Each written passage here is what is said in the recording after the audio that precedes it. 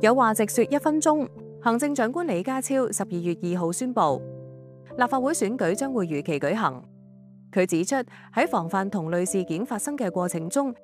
政府最需要嘅改革夥伴必然係立法會議員，因為佢哋經歷大火，感同身受，必會同政府共同推動改革、審查撥款或者制定法律。不過，近日仍然有人以選舉做文章，煽動市民通過不投票嚟表達不滿，並喺事件調查尚未公布最終結論之際，話投票無法改變圍標現象等。呢一種借火災煽動輿論、製造矛盾嘅行為已經涉及違法。警方亦依拘捕數名以火災之名鼓吹市民唔參與選舉投票嘅人士。事實上，認為火災發生之後，當局應當暫停或延期選舉，本質上係一種形式主義，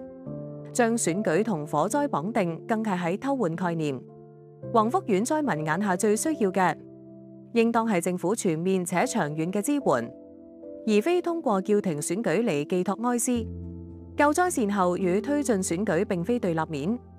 二者涉及嘅係唔同政府部門。暫停選舉並非就能夠加快善後與安頓工作，繼續選舉更加唔代表政府無意反思檢討。客觀上，對於宏福苑災民同埋其他關心事件嘅公眾而言，如期進行立法會選舉係當下最好嘅選擇。只有盡快完成選舉，成立新一屆立法會，先至能夠令後續諸多有關大廈維修同埋監管嘅法案高效通過，俾其他正居住喺處於大維修狀態屋苑嘅市民不必再惶惶不可終日。更為重要嘅係，立法會可通過修例，喺制度層面降低悲劇重演嘅可能性。此外，之後大廈嘅維修或者重建將涉及財政撥款，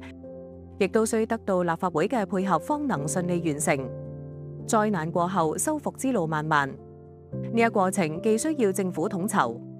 亦都離唔開立法會同社會各界嘅支持。與其將選舉賦予過多不必要嘅情感價值或者政治意味，不如企喺宏福苑災民嘅角度，